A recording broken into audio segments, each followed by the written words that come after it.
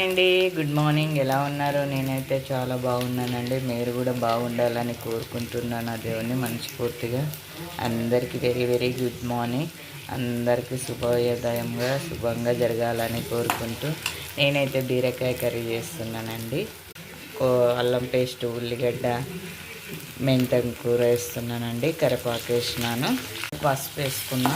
ఉల్లిగడ్డ వేగింది కదా, పసుపు వేసినానండి.